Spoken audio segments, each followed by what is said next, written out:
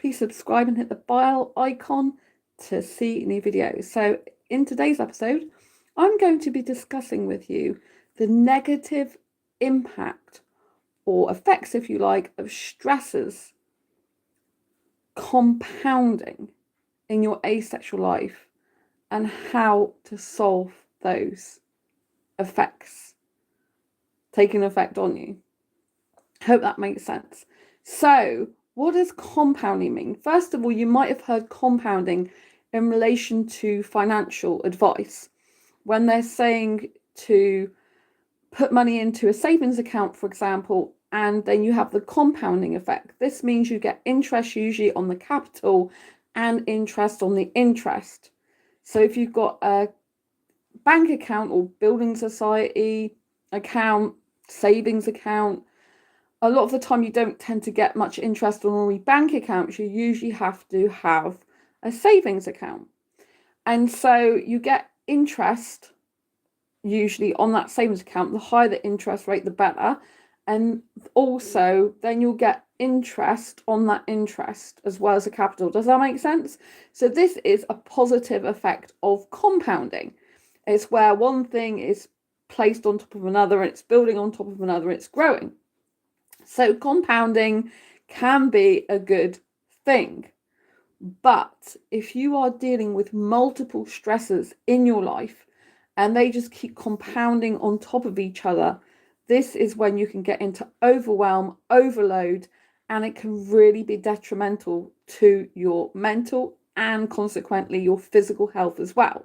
How do I know this? Because this is what happened to me this year significantly. So at the beginning of year, I started getting rashes on my legs and on my chest and on my abdomen, things like that. And it was really not a good thing. And I also had a ringworm thing on my foot. Now, all these marks on my body, these rashes, the doctors couldn't really tell what they were. They did actually look like chicken pox, although I've had chicken pox before. But when I went to a pharmacy, hi, nice to see you. When I went to a pharmacy, they actually said, because I had a lot of stressful events going on that time in my life, they actually said to me that I can tell that you are getting stressed now and the rashes are coming up as you're speaking to me because you're getting stressed. That's what I think. She said, because I've literally, as you're talking to me, seen these rashes come up your neck. So this, I found, is the result of stress. So this year, I've had a massive problem consistently a lot of the time with my health not being good. And one of those things I discovered was I've got high cortisol levels because of the stresses, because of the ill health and lots of things that have been going on in my life. Now, more recently, I moved last month to a new place where I'm currently am now. But ever since, even before I moved and whilst I've moved and I'm in the place now, it's just been multiple stressors, like one on top of the other. And this does have a compounding negative effect. So I posted a video about there being fingerprints on a shower, right, and said like how bad this was at work, man. This is what I'm having to put up with. To which someone commented that it's only a few fingerprints. You can easily it's only fingerprints. You can easily wipe them off in a few seconds. And then at least you've got hot water in the shower. My response to that was the guy didn't have to have dirty fingers. He could have actually washed his hands. And he touched a lot of other things that I had to clear up behind after him of those areas as well. And I already had hot water in the shower because it tripped out and I was the one who put it back on. He was actually testing the thing for me. And after I even replied to that YouTube comment today, guess what? I went in the shower and it tripped out again, partway through my shower. You can see that video. I'm soaking wet. My hair is took back with shampoo all over it. I had to get out the shower, which is over the bath. I had to climb out the bath with wet hair and shampoo everywhere and go and get a little stool to stand on top of the stool. Don't forget that my feet are wet at this point, and then go and put the trip switch back up. Now, yes, it's only just a trip switch, but I shouldn't have to do that. And I was slipping in the bath as I got back in it as well, because a bath mat was at the other end of the bath. And, you know, I needed to act quickly because I had a lot going on. So this is like some of the stress I'm dealing with. So at the moment, I haven't got any hot water in the kitchen, and I haven't coming out the taps, and I haven't got any hot water from the bath tap or the sink tap. So the only source of hot water is the shower. But twice it's tripped out in a few days now. It goes freezing cold and the trip switch trips out. So, you know, not having hot water is quite a major thing for most people. Luckily, I bought a mini dishwasher when I first came here, which is something I've never used before in my life, a dishwasher I've never had. So if I hadn't got the mini dishwasher right now, I wouldn't be able to clean things unless I boiled a kettle all the time, right? Which I don't want to be doing. So thankfully, I have that, which has been an absolute godsend. I do have a disability called fibromyalgia, which makes housework a lot more harder for me. So that's why I actually got it, so that I'd have clean cutlery and stuff anyway. And it's a mini dishwasher, so it can't fit everything in. So like trays and things, it can't fit in there. So I do have to still do some washing up in the sink.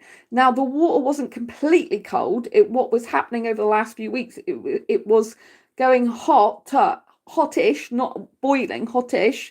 And then it was just going cold, or it was tepid at best. And this has been going on since I've been here. But over the last week, it's got even worse. It's just going cold. Like, it isn't even going hot anymore. And so they got someone out, my letting agency got someone out to look at it. This is the second time someone's looked at it. And there's a part that needs to be replaced. So that's got to be replaced. But when I moved here, it's very stressful moving because my landlord was selling at the previous place. So I had to find somewhere decent to live without being made homeless. So that was very, very, very stressful. And I had the same thing happen the year before to me. So the place where I moved in last year, I moved there because my previous landlord sold. Now, in my city of Exeter in the UK, nearly everything is student accommodation. It's very difficult to find a 1-bedroom flat for a person. I actually have a 2-bedroom flat here. I'm very lucky. But the place is really nice. But my point is these stressors all build on top of each other. I've had loads of boxes to sort out. I've had 2 broken bones on my spine that I've been recovering from. I've been doing physio exercises since May for that. And I've had to lift a lot of stuff in my new home by myself. And I've had furniture that's not gone right. The drawer runners haven't gone right. And then I sprayed WD-40 to get the drawer runners running right, and that didn't work. And so do you know what I mean? And then I've been trying to get the oil out of the furniture caused by the WD-40. I didn't put it all over, but I put it over the top drawer and it went in the bottom drawer, the drawer underneath the top drawer. So I can get the oil out. I tried about 11 different things, Googled it, and none of it would work. So I'm having to paint over it now, but it's just been nothing but stress. And a shoe cabinet me and my best friend made last Friday, the drawer had a problem with it. It was sticking a bit. So I was going backwards and forwards, and then it came out, flew out, and then went on my foot, and literally has caused an accident. My foot swelled up, and it's still, this is nearly a week later now, it's still got like red and dark blacky purple bruising on it. So I might have to get it looked at. And so you know, and then it completely stuck. The drawer completely stuck and took me 3 days to get it out. My point is that all these things build up and just cause a lot of stress, especially when you're dealing with it by yourself. Like, I don't have a partner or anything.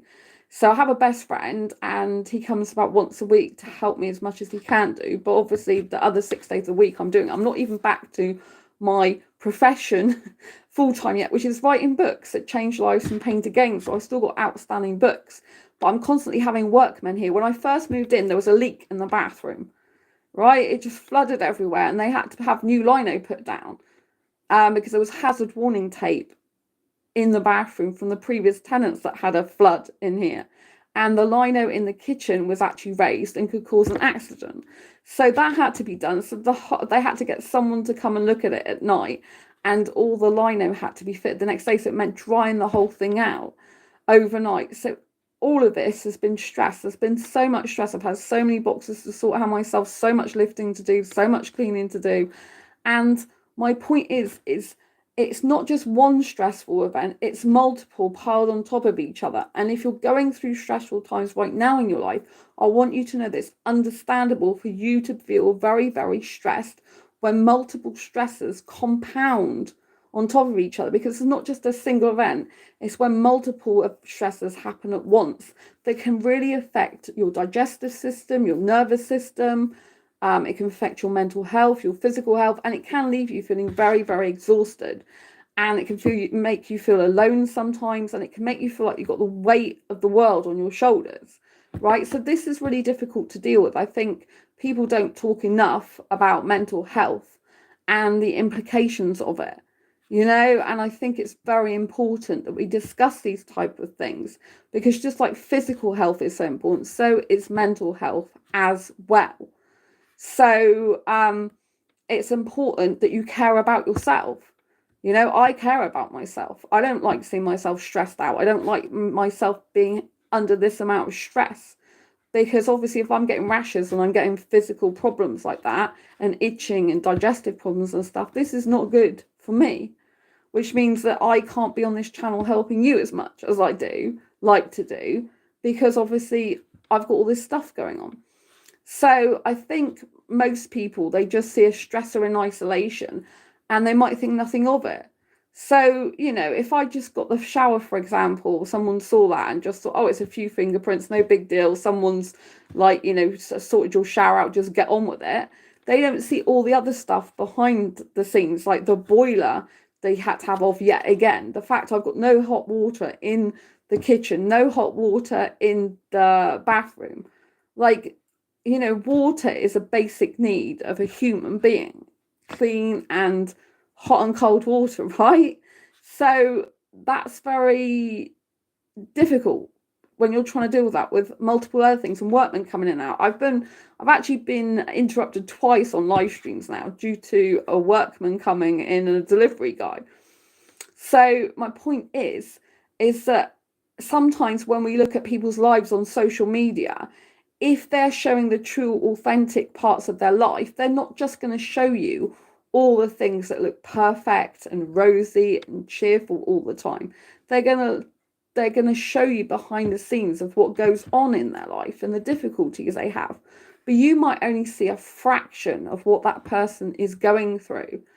And I think we have to have some humanity about not just ourselves, but other people. We have to, as a society, care about others as well as ourselves. And we have to understand that people will sometimes go through a lot in their life all at once or multiple successions.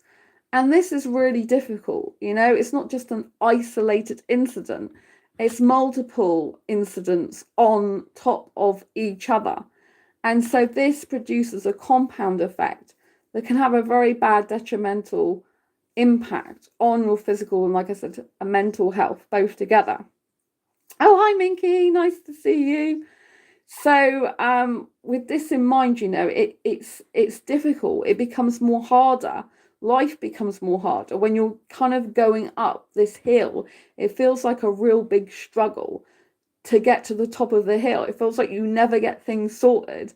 And even when you try to get something sorted, then something else comes in. So at the moment, I feel like I can't relax that much in my new home. Like, it's starting to taper off a little bit. So I've had less boxes to shift, but there's still stuff to do. But it's like very difficult because it's hard to get things settled when your home hasn't even got the basics of hot water.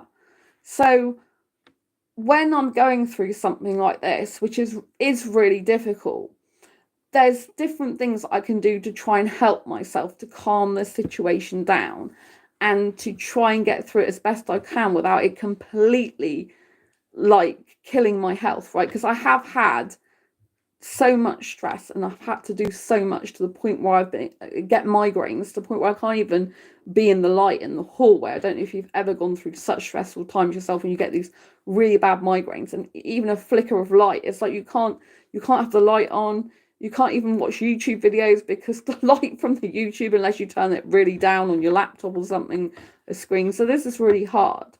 And I think it's important that I do raise awareness of these type of things, Because even when I'm just talking now, I know I've only told you a fraction of what life's really been like for me over these past few weeks. I've been living out of a suitcase partly since I think 3 or 4 weeks time. It was only last weekend that I stopped having my socks and underwear in a suitcase. So, you know what I mean? You shouldn't have to live out of a suitcase for a month in your new home. So it's really hard because I haven't got the storage here, because not everything has been made up. Because I got a problem with the sliding wardrobes are very damaged from the old place. Well, not very damaged. They're damaged enough, I think, because I have accidental cover on that. So I'm trying to claim for that. But that means I can't use it. Someone's got to come and inspect it. But it's accidental damage, so I know that it's my fault. I was doing that with my friend and taking it down, but I got accidental damage covered for the purpose of, I thought, because it's a sliding door mechanism, it's a lot more tricky than an ordinary wardrobe, so I bought insurance to cover accidental damage. So that means that can't be used. And at the moment, the second bedroom's piled full of boxes, but I'm not so worried about that because it's out the way. So what I'm doing in order to keep my stress levels down as much as possible, and I think this might help you, is I'm trying to, well, first of all, I was doing room by room when I came to this place. So instead of sorting every room out at once, you can't do that because it becomes too overwhelming. So when I first moved in, I decided which is the worst room, I guess, that I need to sort out immediately, because that's the one that I need to use the most often, for example. Now, you might be surprised, but for me personally, other than the master bedroom, it's actually the bathroom. But the bathroom I use more probably than my master bedroom a lot of the time. But the master bedroom still isn't 100% finished because I've got a chest of drawers that's not fully operational at the moment in there. So it needs more painting. It's because of the WD-40 oil I told you that I spilled. I put it on the runners, but it went in some of the wood and it soaked up and I can't get it out. I've tried multiple products, it doesn't work. So I've got my underwear in the spare bedroom. I haven't even got it in my master bedroom where I really need it. And socks and stuff is in the other room. So which has got boxes everywhere, but I can get to the chest of drawers okay. But I've also got towels in there, so there's a lack of storage in here, which is really frustrating for me. So I don't like living in chaos. I like to live I'm not the tidiest person in the world, but I like to live with some organization, not total chaos, because it just doesn't bode well for my mental health and it really aggravates me. So one of the things I did was to work through the rooms individually, and I did some stuff to the master bedroom, but then I worked on the bathroom first because the bathroom was a nightmare because it had a flood in there. Then the liner had to be changed, and I kept having a workman come around and do different things. The bath taps needed changing. The handles needed filing down because they were sharp. I wanted a new bath, but I didn't get a new bath. The shower, the bit that holds the shower up, the unit that holds the shower, the metal arm, that was all corroded and it was like greeny blue. It was that bad. And then when they got a hose that attached to the shower, a new one of them, it was too fat to go in the hole properly, the holder. So I couldn't take it up and take it down. It was too high up for me as well because I'm short. So all that had to be adjusted. And the guy had to put my cabinets in. He didn't have to, but he actually did. But then the landlord's cabinet had to be taken away. But then I needed a towel rail, which I did ask the landlord for, which he was good. So the towel rail had to be put in and a shelf, but the workman got the wrong one because I asked for a three-tier towel rail and stuff. So he had to come back another day with the right stuff after he'd order it. So all of these things that needed doing, they were all like different days that the workman was coming in a lot of the time, and so every time a workman comes in, that means I've got to get up early, I've got to disrupt my day. I don't know exactly what time he's coming, what time he's going. And this is the same for the guy and people who are looking at the boiler. You don't get a specific idea of time. Well, I know that he's going to come around lunchtime tomorrow, but it could be like earlier or later. But it's going to be over 2 hours tomorrow. So all my day gets disrupted, but he is good at telling me roughly when he's coming. So was it the day Monday, he told me that he'd be there in around just after 10 or something, between 10 and 11. So have an idea, but it does disrupt the day. Like tomorrow, he said there'll be around lunchtime, which what is lunchtime? It can be like different times for different people. But if they have a cancellation, then he'll come earlier. So, and I know he's going to be here for at least 2 hours. I don't have to be in when he comes because he has a key, but then I can't go through all the problems a lot of the time if I'm not here. So, because this is not the first time they come out to the boiler, it still hasn't been fixed, and the shower was meant to not have a problem. It's tripping out again. So my point is that I have to think that some of these things are beyond my control and out of my control, and I have to put up with the stress, the fact that my days are going to be in disarray for a while. But it is very disconcerting. But all I have to do is accept the fact that this is the way it's going to be, and try and keep my anxiety levels to a minimum and cooperate with the people. Like I did have to talk to the workmen that are coming to do the boiler, because I had to explain to them that I have to shower usually every day for my disabilities. And so I think it's really important to communicate your needs to other people and try and come to an amicable solution of when you can meet, for example. So rather than me just like saying, oh, like just accepting they're going to come for the day, I usually ask them, so when shall I take my shower? Because I had to talk to them and say, look, I don't want you to catch me in the shower. I understand you've got a key. I'm okay with you coming in with the key if I'm not in, but I still need to know when you're coming, because I am in a lot, and I need to know to make sure I'm not caught out in the shower or asleep. You know what I mean? Because the bathroom is directly next to the front door of my flat. And so now I usually ask them, like, when are you coming roughly? Like, what time are you definitely not coming? Like, when is it going to be after, so that I know when to take a shower? So I don't have a specific time tomorrow, so I'll have to like take it probably quite early, the shower, just in case they come. Because they said lunchtime, but they said if there's a cancellation, then they'll come earlier. So that means they could come earlier, you know what I mean? Lunchtime could be 12, it could be 1, depends what people call lunchtime. So they say that they can't be tied down to a time because jobs take different amounts of time, so that they could be with someone else and it'll finish earlier or later than they think it's going to, which is fair enough. So it requires a lot of open communication and honesty, but it does feel like I've got to put my life a bit more on hold, because I can't start doing, for example, podcast interviews and stuff like that until all these kind of things are fixed, in the sense that if these people turn up, then I'm in the middle of a podcast interview. You can't do that. It's totally unprofessional. Like podcast hosts, they book in a set time with you, right? You have to be there. You have to show up, be ready in the right clothes for the podcast. You have to have your chair right. You have to have the sound right, the ambience right, everything right if you're doing podcast interviews on other people's shows, for example, and so you have to be ready at the time that they need you, right? But you can't do that if you don't know when workmen are going to be in and out of your home. It's the same as I can't totally say for definite when I'm going to be doing live streaming these days, because my life is so up and down at the moment that it means I have to change my life around to be able to incorporate things that are unexpected happening all the time. Usually at the moment, it's happening nearly on a daily basis.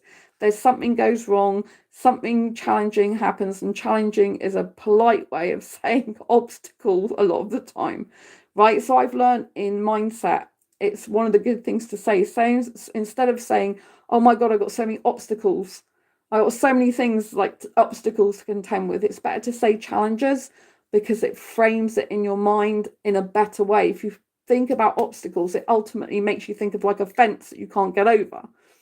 And so it kind of puts an obstacle in your way. Whereas if you think of obstacles as challenges, then you see them as something that you can overcome somehow. And you've got to kind of work out some solution, like cryptic solution, a bit like in Cluedo and detective games. You've got to work out how to solve the challenge, solve the puzzle. But in this case, it's a puzzle of daily things going wrong in your life, and challenges, otherwise known as obstacles a lot of the time. You're like, how can I get over this? But ultimately in your mind, if you think of the word obstacle, it automatically makes you feel like, oh my God. You think of like a horse trying to get over a fence, or you think about something being in your way, which isn't helpful for the mind. So one of the ways to solve this is to change the word obstacle for challenges. So I usually use the word challenges all the time, but if people don't understand what I'm saying by challenges, then people can think, oh, she's just have a, like when you do a pub quiz and it's a challenge, people could just think of it something like that, that it's just, it's meaningless. It doesn't really matter. But no, when things are really affecting your life day in, day out, and it's stopping you from doing all your work that you need to do because you can't concentrate, you can't attend interviews, and you can't sort things out and do things like you usually would because you really can't settle, because there's always something you've got to do to repair or paint something or replace something or buy something or have a workman come in or something else goes wrong, and it's like constant.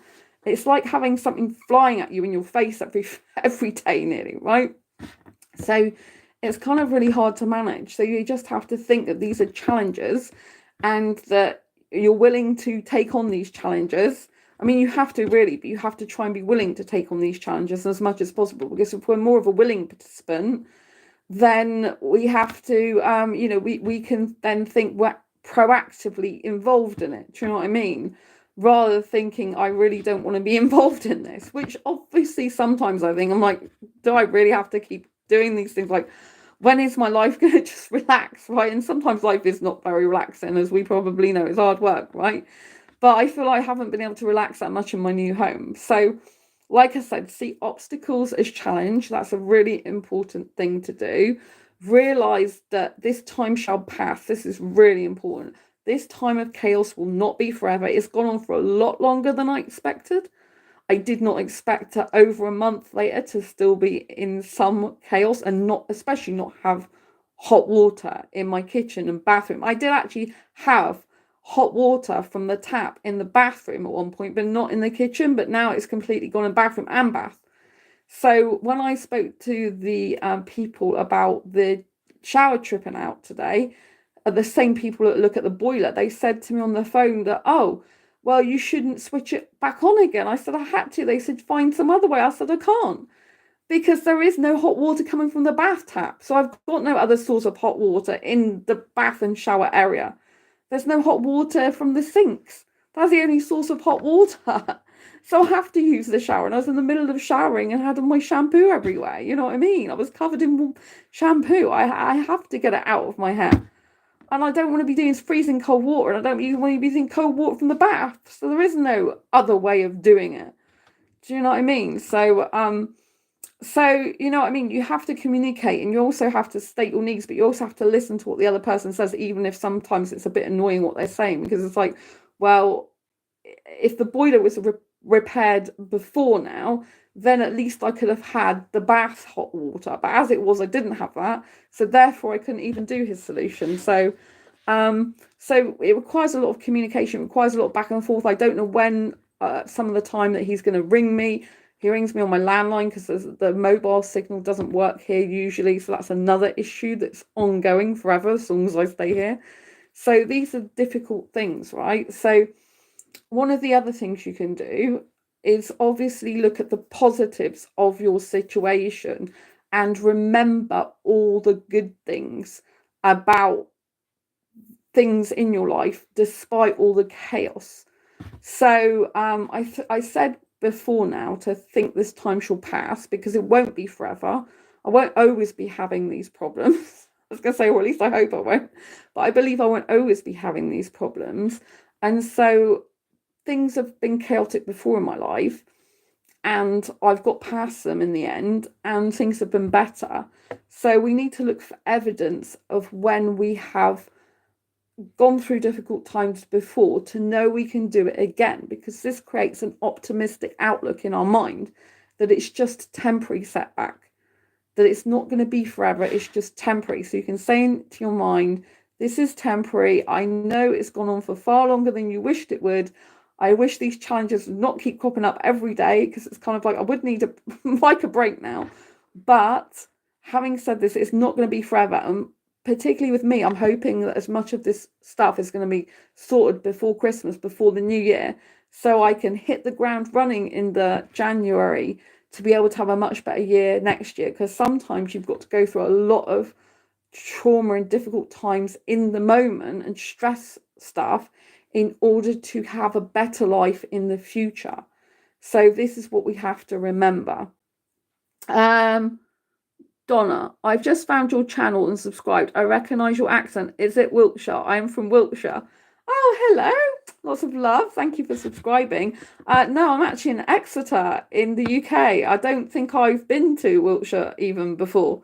So I used to come from up north originally when I was born, but my parents moved me to Devon when I was 1.5, and I live in Exeter now. So yeah, it's very funny that I sound like I'm from Wiltshire. Very, very funny and interesting too.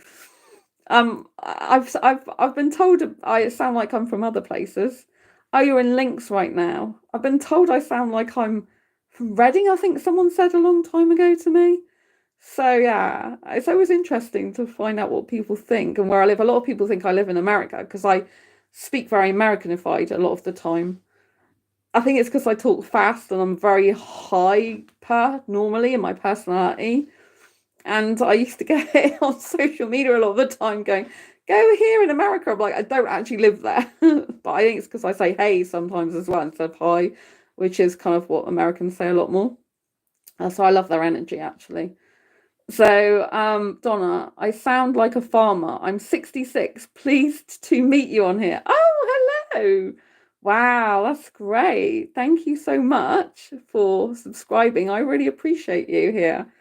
Yeah, are you asexual or are you someone who's just keen to know more about my content? Because I know there's a lot of asexuals that subscribe to this channel, but there are people who are not asexual who do as well, because I do a lot of educational videos. Oh, you're asexual. That's great. Yeah, I do a lot of lifestyle vlogs as well. People seem to love my food videos. I hate cooking, but see, people seem to love knowing what I eat. So I do a lot of that. And when I don't do it, I notice I don't get as many views. People seem to like me. Where's my food video? It's probably because I post it without it looking perfect. And people are like, what the hell is that? I don't see food like that. I don't see food that's not perfectly placed on the plate. And I go through what foods I use. So food ingredients I use. I don't like cooking at all. So it's nice to see another asexual person here. So for anyone who's tuning in now who doesn't know what asexuality is, asexuality is a sexual orientation that's based on the lack of sexual attraction, and I'm asexual. And I found that out in 2014. I started this channel in 2015. So yeah, and I talk about asexual life and different aspects of it. So tonight I'm talking about, compounding stressors, because I think it's something that does affect a lot of asexuals, but obviously it can affect any sexual orientation whatsoever. And compounding is when you get a stress and another stressor, and you get lots of stressors piling on top of each other, and then it feels like a mountain, and it really does feel like you're climbing a mountain. So one of the things I said to do is look at obstacles. I'll summarize where we've got so far. Look at obstacles as challenges instead, because it's better for the mind. If you've got moving home like I've done, for example, tackle one room at a time, if you can.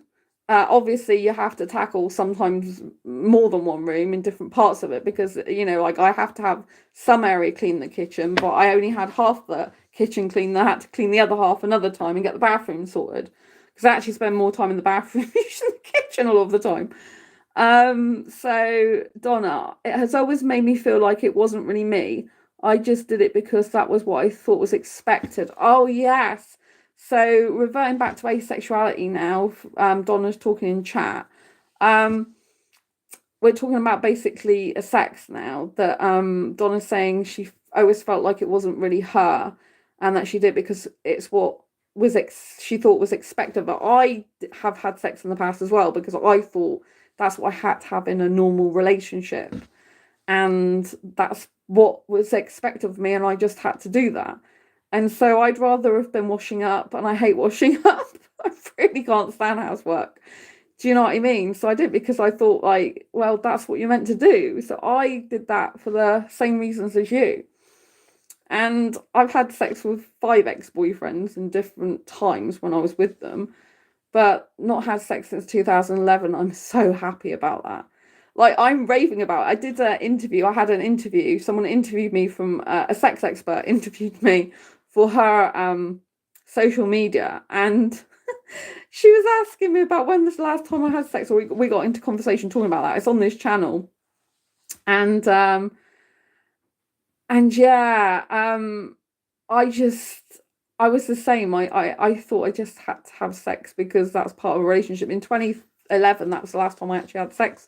So when I had an interview on this, like this podcast, this person interviewed me, a sex expert. She was asking me about asexuality, and I was talking about the last time I had sex was 2011. I'm so happy about it. She goes, most people would be like really unhappy with it. And like unhappy with the fact they haven't had sex for ages. And I was like over the moon because I don't want it. I don't need it. And I'm glad I'm not having that anymore because I did it because I felt I had to. Because that's what people usually in society expect, don't they, as part of the normal thing to do in a relationship. I hate it. There's still a lot of society says, oh, if you're not having sex, your relationship's not healthy. And it's not true, because if you don't like sex, then to have sex when you're not really interested in it is actually unhealthy. You're doing something in a relationship dynamic which is actually not matching your needs, and so you're not getting your needs met. To have love and compassion and relationship without sex, because everyone in the relationship needs to try to get their needs met as much as possible. But that doesn't mean to say just sexuals. It means asexuals need to get their needs met as well.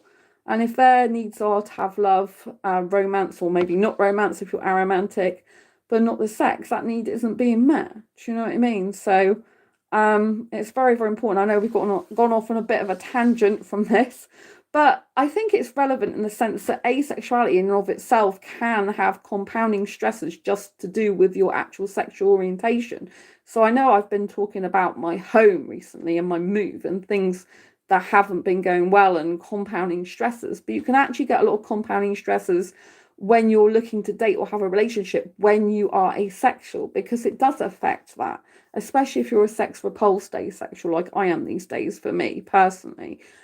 Because obviously it's hard to find someone anyway who's asexual. And then when you do find asexuals, a lot of us are spread all around the world, all around the globe. A lot of asexuals aren't willing to move to have a relationship, which most of us have to do. We either have to move or find someone who's comfortable and happy and willing to move to us. Because most people will not find that asexual love of their life on their doorstep. So, Donna, just need cuddles and love. Yeah, that's really nice. I'm into kissing, but I'm a hyper kisser and hyper romantic, so I'm kind of a very rare asexual person, which it can create stresses as well. If we're talking about trying to find someone for a serious committed relationship, because I like kissing so much, that doesn't really suit most asexual guys. Most asexual people don't actually like much kissing. But I'm a rare exception. I'm an extrovert as well. So if we look in terms of dating relationships and we shift our focus now from my home move to dating and relationships, that can be very stressful. Like I was on dating sites for 10 years. I only stopped actively being on dating sites this year, but I still run 3 asexual dating groups on Facebook. Are there many asexual guys? There are a lot of asexual guys all around the world. But that's kind of the problem, that a lot of asexual guys are spread all around the world. And even in the UK, where I am, there are asexual guys in the UK, but like most people can't really do a long distance relationship forever. It's not fair. So one of you has to move to the other. And most asexuals are not willing to move. Right? So they want to find someone in their city and they can't find someone in their city. They're like, well, that's it. I'm not going to have a relationship, which is fair enough. But people have to understand that a lot of the time you're not just going to find the right person on your doorstep. So there are a lot of asexual guys. There tends to be more women asexuals than guy asexuals. So in my groups, because I've got a number of asexual groups, there tends to be quite a few guys in there, probably because I'm female and I attract quite a lot of guys anyway. But obviously these people are coming into my group, but because a lot of my audience is guys, I like, sometimes it tips. Usually it's a little bit more guys than women, but then sometimes it tips to a little bit more women than guys on my channel. It depends.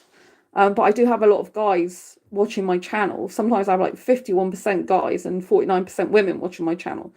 So, but not all those are asexual. There's a lot of sexuals that watch me as well because they're attracted to me. And sometimes because they like my information. Do you know what I mean? That I give on here, besides the fact that they're not actually asexual themselves.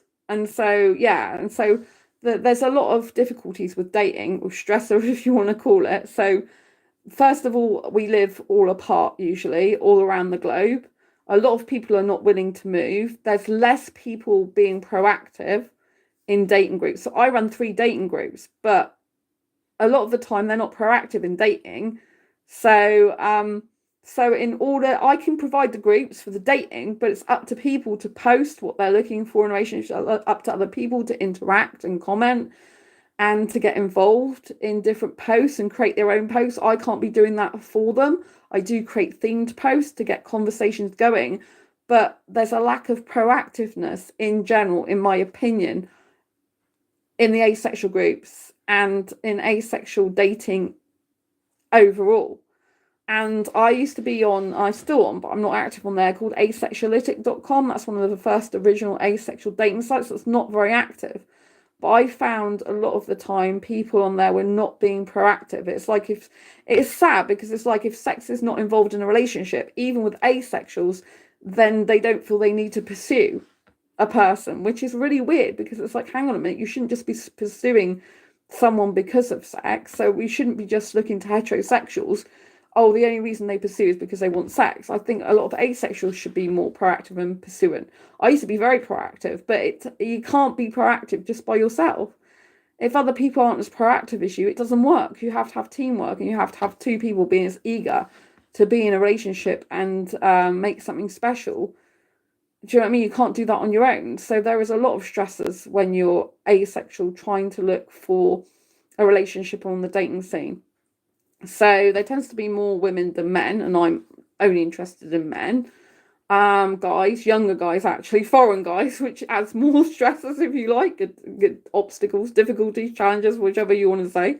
Challenges is a much better word. There tends to be more aromantic asexuals than romantic. So aromantics are those that lack romantic attraction as well as sexual attraction. There tends to be more of those. So that means a lot of those don't want relationships. They're happy with just deep friendships.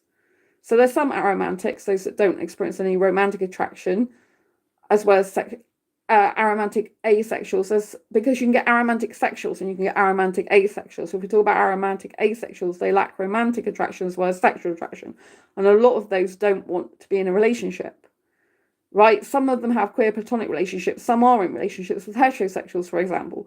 But a lot of them don't want relationships because they don't have a romantic interest. And therefore, they don't want relationships. A lot of them, not all of them, but a lot of them. So when you put the factor that I like guys, I'm only attracted to guys, and there's more women asexuals than guy asexuals. I'm really romantic. I'm hyper romantic, and most of the asexuals in general tend to be aromantic asexuals, not romantic. I'm quite proactive, and a lot of them in the asexual dating community aren't proactive. They're very passive when it comes to dating relationships, you know, because they're not actively going out seeking someone to be in a relationship with. They're just kind of like accepting the fact that they think they're never going to find someone because they're asexual. But that, of course, means they're not going to find someone. If you passively accept the fact you're not going to find someone to be in a relationship with, you're never going to find someone, usually with that mindset, because you've already said in your mind, I'm not going to find someone. So you're never going to take the steps and the proactiveness to actually get out there and look for someone. So that's another difficulty. And of course, a lot of people are on the different parts of the asexual spectrum. You've got some who are pure asexuals who don't experience any sexual attraction whatsoever. And then you've got the grey asexuals that only experience sexual attraction under limited, rare or specific circumstances, or they experience it but not enough to want to act on it.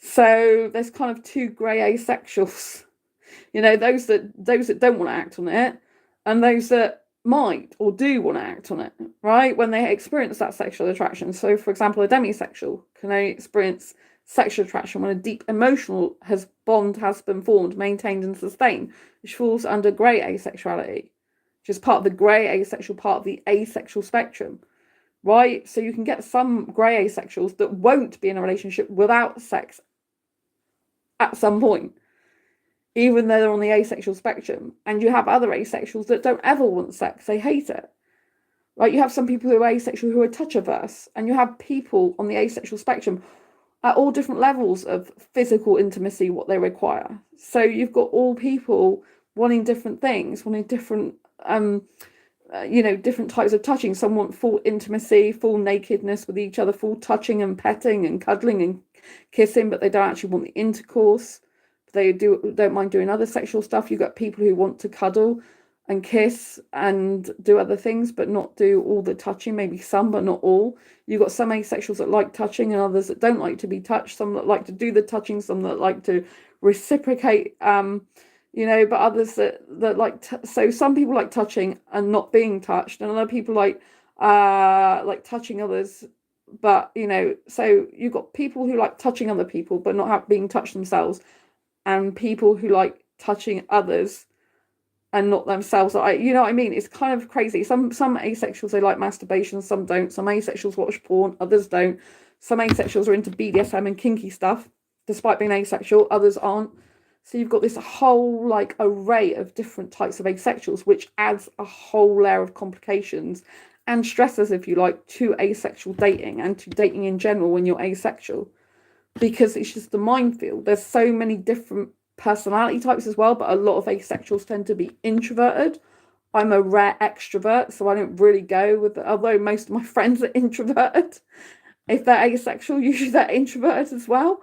But, for a romantic relationship, I'm extrovert. I do need to go out. You know what I mean? That's very important for me in my life, because I get energy from being around people, whereas introverted people get their energy from being alone, and people suck their energy. So it's completely different personalities. And then people have different needs. Some people like to be in the countryside, other people like to be in the city. A lot of asexuals probably like somewhere quiet, whereas I'm like noise. I'm an extrovert. I like to be in the city. You know what I mean? So we've got all these different types of things. So that the dating and relationship scene for asexuals can be very, very stressful. And you can have like multiple things compounding. Like, okay, I like guys would be one stress of trying to find a guy amongst more women than guys, right? And then the fact that I like kissing. Not many asexuals are that into kissing. I'm a hyper kisser. I'm excessive. It's not normal for any sexual orientation to be a hyper kisser, let alone an asexual person. This isn't normal. Nothing's normal in this life, right? But this is excessive. Well, I can kiss for example, up to 4 hours and never get bored. It's just like the time just flies by to me. It's like I haven't even been doing it that long. Do you know what I mean? I'm a hyper romantic, so I take myself out on self dates a lot every weekend usually, and so this isn't normal for asexuals. This is like not normal really for most sexual orientations.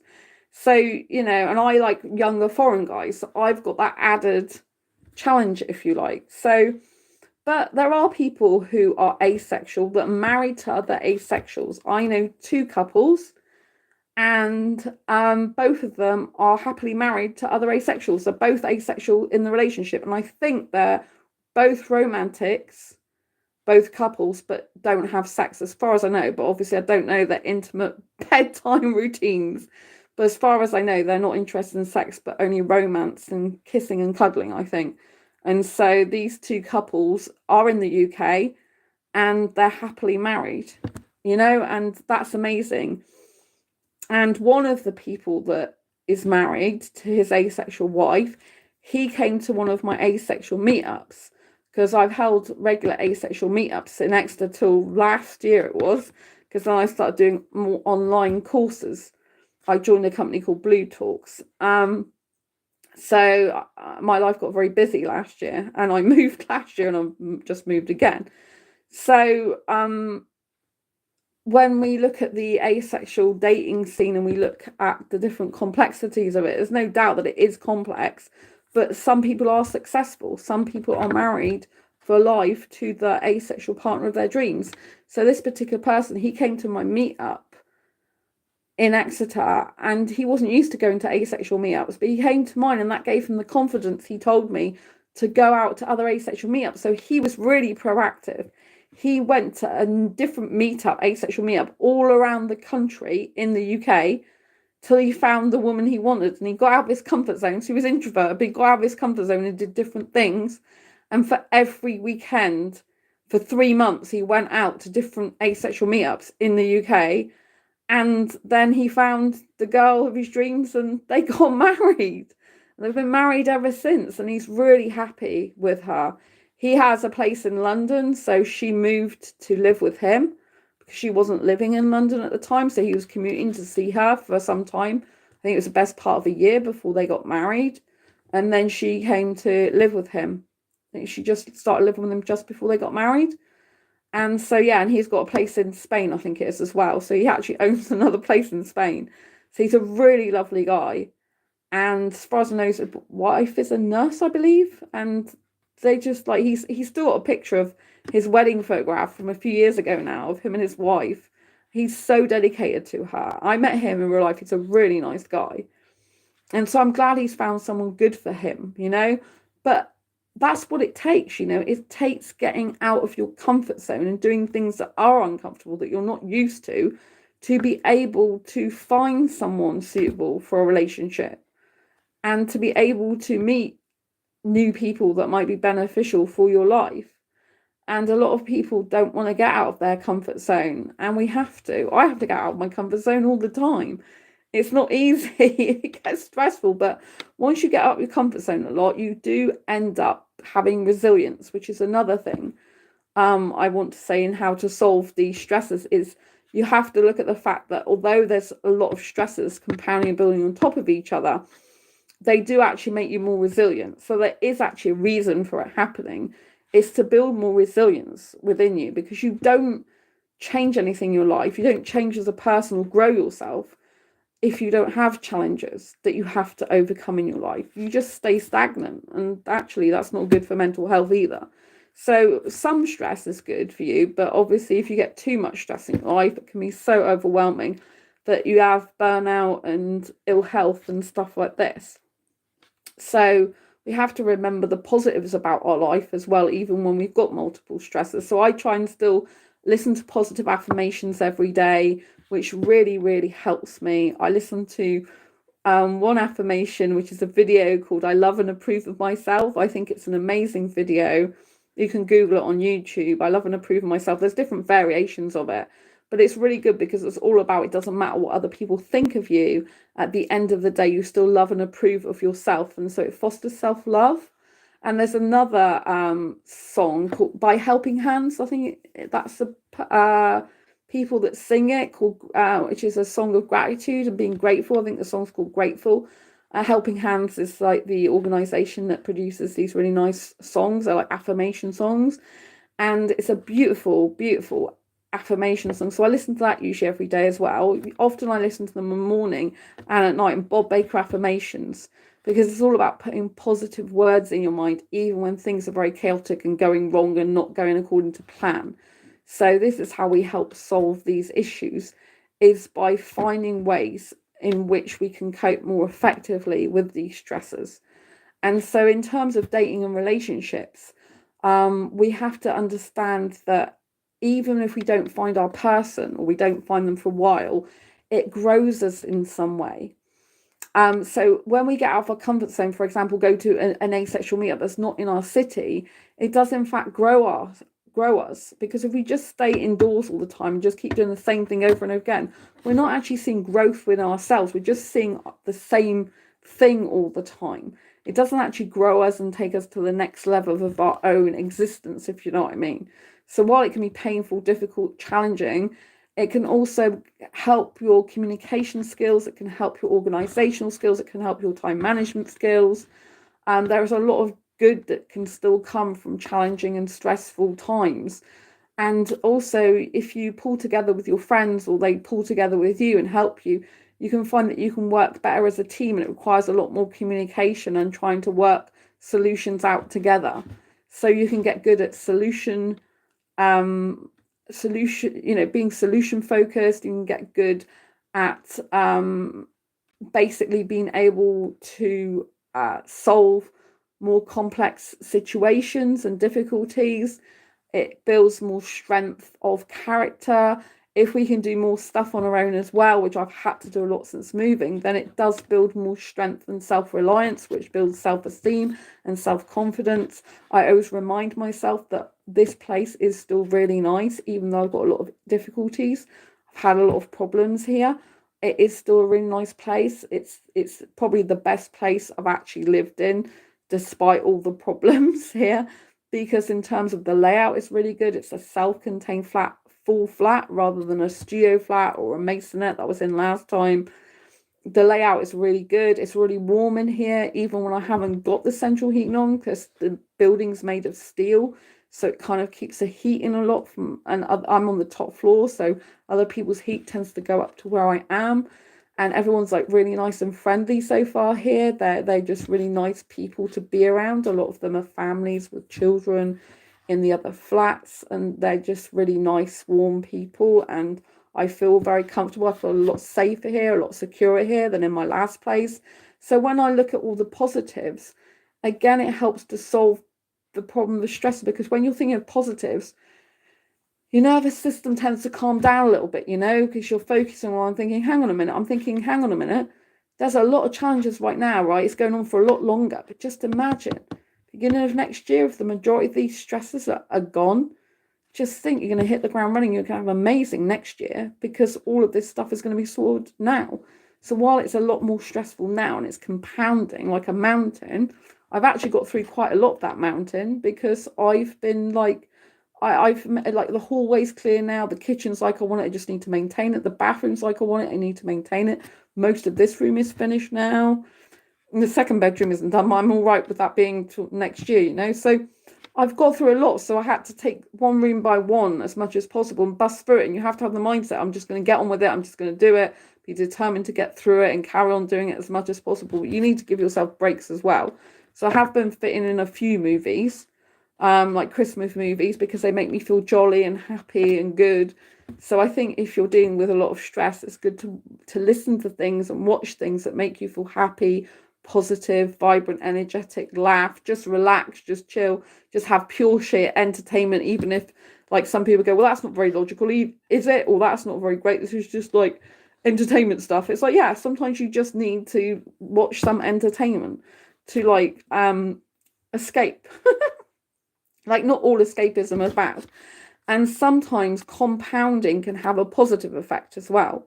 So although compounding stressors can have a negative effect, compounding positives can have a positive effect. So one of the ways to counteract stressors is to actually pile on the positives. This is what you can do a lot of areas of your life. Wherever you've got stressful and difficult problems in your life, you can try and think and focus on lots of positive things. And this builds a pyramid of positivity to kind of compound in a good way. So this kind of like, I was going to say competes, but I think that's the wrong word, competes with the negative pyramid, negative compounding. But what it does is it kind of like evens it out more, so that it's not so stressful, because if you're having loads of positives and you're building and building on those positives, eventually the negatives will be overshadowed by the positives, so your life will become much more positive again.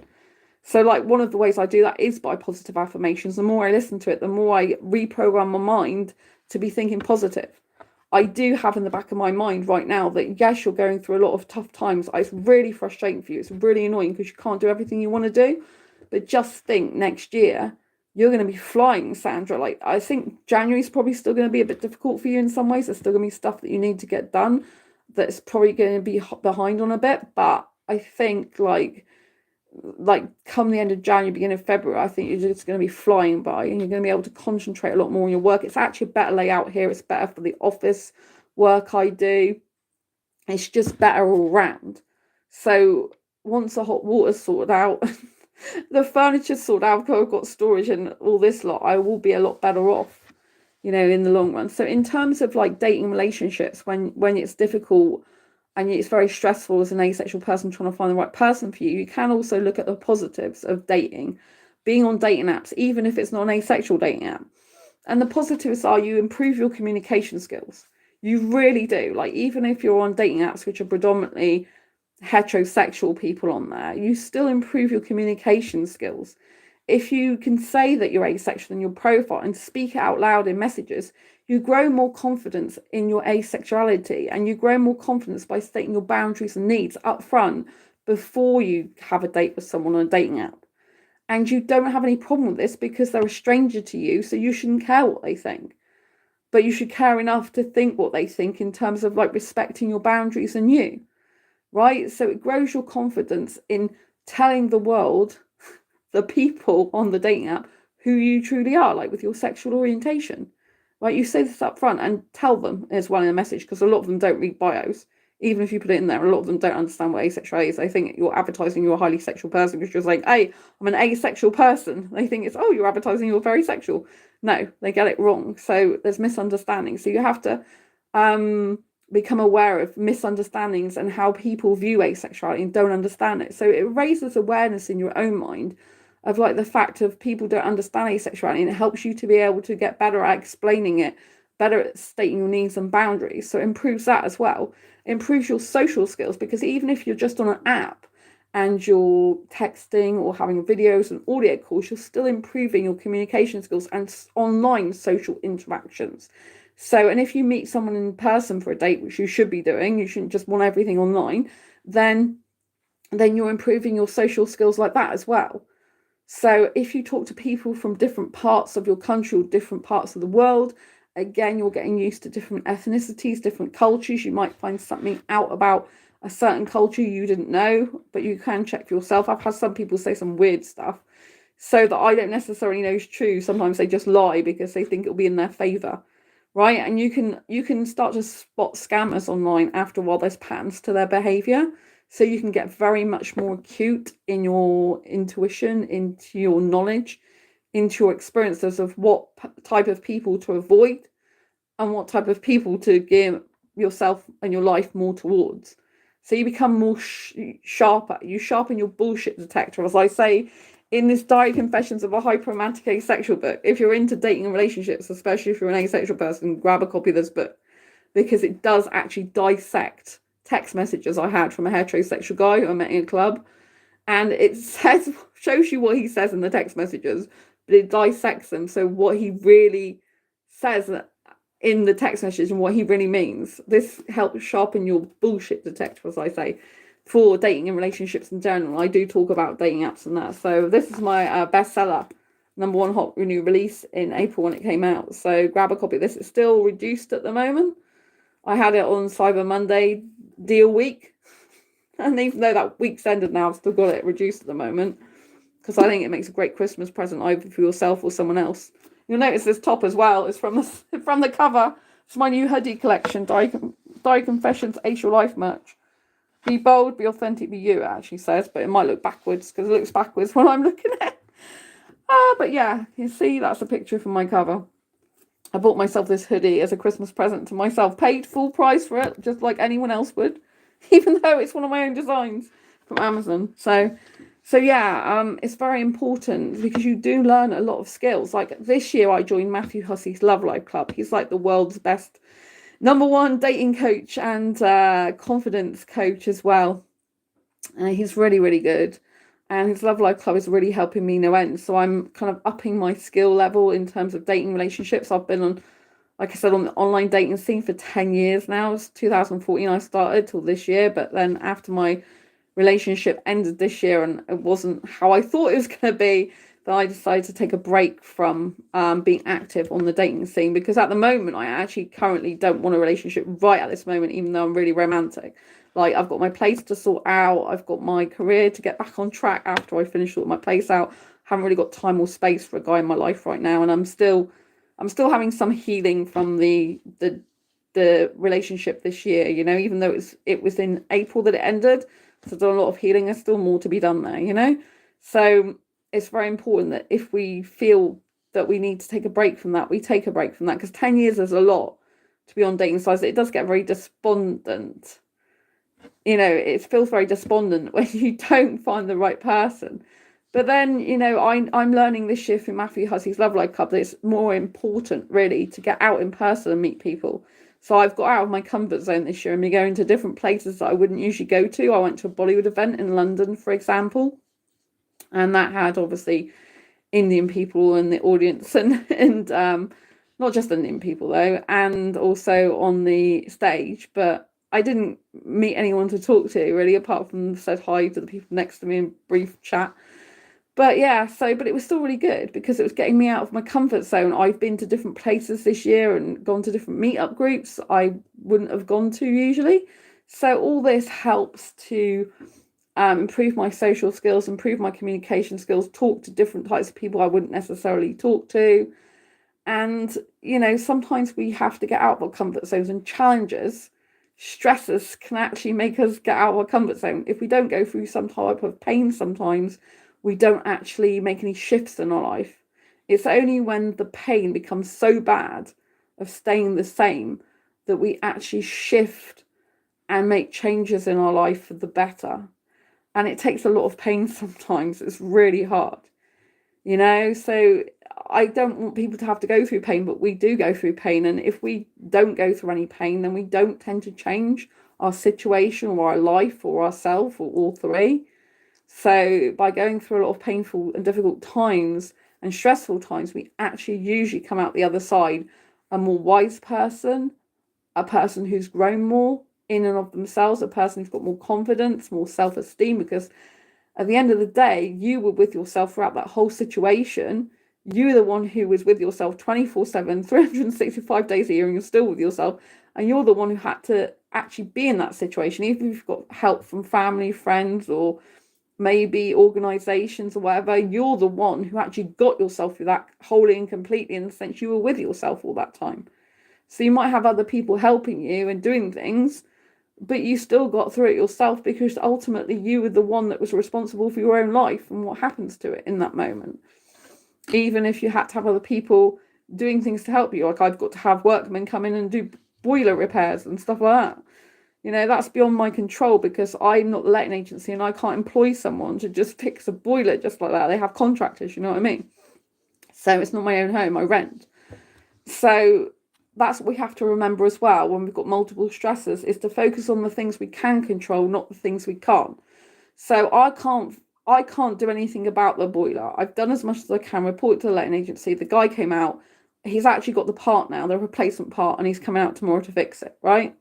So I've done as much as I can do. So it means like I have to focus on other stuff that needs to be done in the flat. And in terms of relationships and dating, when you're asexual, all you can do is your part, which means put yourself out there on different apps. Like, go into different asexual groups, but be proactive. Create a post about what you're looking for. Find things you've got in common with people in those dating groups. If someone likes a certain animal or certain music or certain films, interact with the person on their post. Ask them if you can private message them, if you feel comfortable, you have some sort of rapport you can build with them. Right? Get out of your comfort zone, go into meetup.com and go and join some different groups. And go and hang out and socialize with different people, even if it's not what you usually do, even if you're scared of meeting new people, go and do it. Why? Because it will grow you in some way. It will get you out of your routine of what you usually do, and it will grow you. You're not going to meet someone for a relationship if you're looking for a relationship, if you're just indoors all the time and not being proactive about it. It doesn't happen like that. Despite what people say in the old movies, just chill out and it'll just happen and basically land on your doorstep. It doesn't work like that. Relationships take work. So why do you think that it's not going to be work to try and find a relationship in the first place? They require work to maintain and sustain. They require teamwork. If there's only one player playing in the team, it's not going to work in life, in any relationship, in whether it's work, friendship, dating, romantic relationship. Unless you've got two people that equally want to invest in each other in time, energy, and effort, obviously there's going to be some nuances. Sometimes one person's going to be busier than the other. So there are fluctuations, but in general, overall, if you means tested it, would it mean both people are putting like the time, energy, and effort in necessarily to maintain and sustain a relationship or friendship or dating scenario, But we have to be willing to be proactive and put ourselves out there in the first place. And some people aren't, like I know that I've got through difficult times before so I can get through them again. I know usually I want a boyfriend, but at the moment I'm actually thinking I don't want a boyfriend right now at this minute. And I think that's a very healthy thing for me, because usually I don't have that certainty. Usually I'm 50-50, and I have been 50-50 a long time for where I want a relationship or don't want a relationship. But right now I don't want a relationship at this moment. I don't think that's going to be forever, but I know this moment in time in my life that I'm quite happy not to be in a relationship and be on my own as a single person. I'm quite happy. I want to settle down here by myself because I haven't, I should say, had a place like this all to myself before. This is a 2-bedroom flat, and it's a proper flat.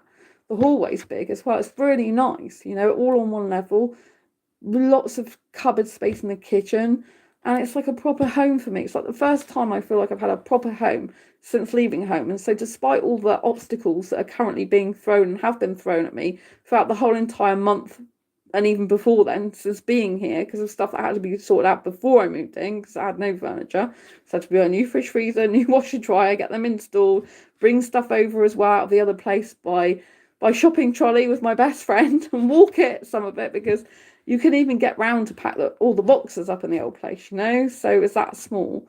So there's a lot of good stuff about this place, and I have to remind myself of that, yes, you've got to go through all this upheaval, but it'll be good at the end. And so dating relationships is similar in a way. You've got to go through kind of a lot of frogs. If you're thinking about, you've got to kiss a lot of frogs to get a prince, if you know what I mean. That saying basically means that you've got to get through the shite people, excuse my language, to get to the good people. You've got to go through, when I say shite people, they're not necessarily shite in general, but for you, the wrong people, that you've got to get through the poo to get through the good, to shovel the poo to get to the good stuff. You're going to have like a lot of low quality people. What I mean by that is people that are just interested in sex and casual relationships, hooking up, don't want anything serious, don't want to be a team player, don't really care about you. You're going to come across those in the dating scene a lot. Even though we're asexual, and I think a lot of asexuals are good and they're quite intelligent, and a lot of them are project driven and they've got a lot of going on for them in their life because they're not focused on sex. There are some asexuals that are not good. There are some asexuals that are basically two-time. I came across years ago an asexual guy in Mexico online when I used to be interested in online dating back then, which I don't want to do anymore. I haven't wanted to do it for some time. When I say online dating, like from another country, right? And I still believe it's important to do online dating, but see someone in person in your own country eventually. But if you can't do a long distance relationship, it's better to have someone in your own city or very nearby, right? But what I mean is that this guy in Mexico, he was actually in a relationship with a woman and he was chatting me up, and there was another woman he was interested in at the same time. So just because someone's asexual doesn't mean to say they're and don't have sex, doesn't mean to say they can't have other characteristic traits that are not good for a relationship if they're two-timing. Some asexual guys, they're really flirtatious with lots of women and they think that's fine. So just because someone's asexual doesn't mean to say they can't flirt with other people, doesn't mean to say they can't emotionally cheat, doesn't mean to say they can't have multiple people at once. Obviously, if it's a polyamorous relationship, it's set up like that, that's different. But I'm talking about a guy who's meant to be monogamous dating 3 people at once. It's not, it's just cheating, right? And so we have to understand that just because we're asexual doesn't mean to say we don't get a lot of the same problems that heterosexuals get. There's a lot of heterosexuals that get cheated on, even though they like sex. There's a lot out there. There's a lot of people who are not asexual that also have people who ghost them online. So I just want you to know that just because you're asexual, that's not necessarily why you were ghosted by someone. Not just because you don't want sex. If you don't, it can be for a multitude of reasons. The person was never looking for a serious relationship in the first place. The person doesn't know what they want. The person wants something casual. The person just wants a hookup. The person just wants literally sex because their sex drive is so high. But heterosexual people have these problems as well. Especially, I know this because I'm in Matthew Hussey's Love Life Club. We have regular coaching, often weekly. And, there's a lot of heterosexuals in there, including a lot of women, but there's some guys as well. And they have these same issues. They have guys ghosting them. Even when they're heterosexual, they have guys just interested in them for sex when they want something more meaningful. Because even though they're heterosexual, they still want to have a meaningful, deep relationship, like emotional connection with someone. They don't just want the sex, a lot of them in that club. They're looking for some commitment. Right, not some guy who just comes in and has sex and then disappears on them and goes cold when they've been intimate, which is what quite a lot of the people there find. So I just want you to know that a lot of the challenges and stresses that we find in dating relationships as asexuals equally applies to other sexual orientations, including heterosexuals. It's actually very insightful for me to be in this club. I can't reveal everything about the club because it is private and confidential. I can just say that they do have the same problems that we have a lot of the time, even though we're asexual. They don't have all the same problems we have, because obviously if we don't want sex at all whatsoever, like I don't want sex at all whatsoever in a relationship, that poses another challenge, doesn't it? Because a lot of people do want sex at some point in a relationship, but there's a lot of heterosexual women that don't want to be used for sex and don't just want hookups, that are in positions where they meet guys that are actually emotionally unavailable, but they think that they kind of con them into thinking they're emotionally available when they're not. And you know, and they want to hook up with them, and they don't want things serious, and they don't know what they want. So they come up a lot against the same problems that we do as asexual. So sometimes, like, for example, I've been on the dating scene for 10 years. For me, it was time for me to give that break. I'm like, you've been on the dating scene now online for 10 years. You've given it a great shot, Sandra. You've been proactive for 10 years. But that's 10 years of your life you've dedicated to try and find someone for a relationship. It's now time to find time for you. You can join Matthew Hussey's Love Life Club, be more confident in yourself again, get your self-esteem and confidence back, which I lost in the last relationship. And I had to have help with his courses, dealing with the breakup, which was really bad.